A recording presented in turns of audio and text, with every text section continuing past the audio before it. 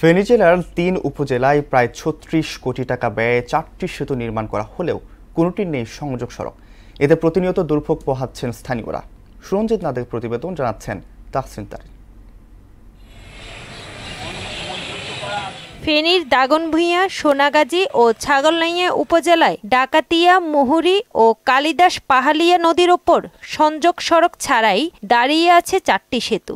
স্থানীয় সরকার প্রকৌশল অধিদপ্তরের LGEDর উদ্যোগে প্রায় ৩৬ কোটি টাকা ব্যয়ে এইসব সেতু নির্মিত হলেও জমি অধিগ্রহণ সংক্রান্ত জটিলতায় তৈরি হয়নি সংযোগ সড়ক।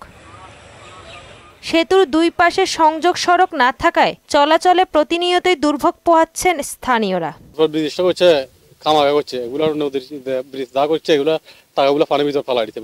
এখানে আসে বাচ্চারা যাতায়াত করতে পারে না, রোড নাই, ঘাট নাই, ব্রিজটা করছে, অনেক উপকার হয়েছে। দুপাশে যে সংযোগ সড়ক এইটা না থাকার কারণে আমাদের এই দোনো অঞ্চলের মানুষের খুব কষ্ট হইতেছে, স্কুল মাদ্রাসার ছেলে মেয়েদের খুব কষ্ট হইতেছে। আমরা ভালো মতো এখান দিয়ে স্কুলে যেতে পারি না, জোয়ার আসে এখান দিয়ে পানি উঠে যায়। দুই সাইডে রাস্তা কিরকম আছে ওইরকম, এরপরে অতিরঞ্জিত উঁচা করে রাখছে, যেটা মানুষ বুঝতে পারছে না এখানে কি হইতেছে। ব্রিজটা অনেক উঁচা করছে, উঁচার পরে করার পরতে এখন আমাদের রাস্তা হচ্ছে ছোট, রাস্তা চিকন, গাড়ি উঠতে পারতেছে না, মানুষ যাতায়াত বন্ধ।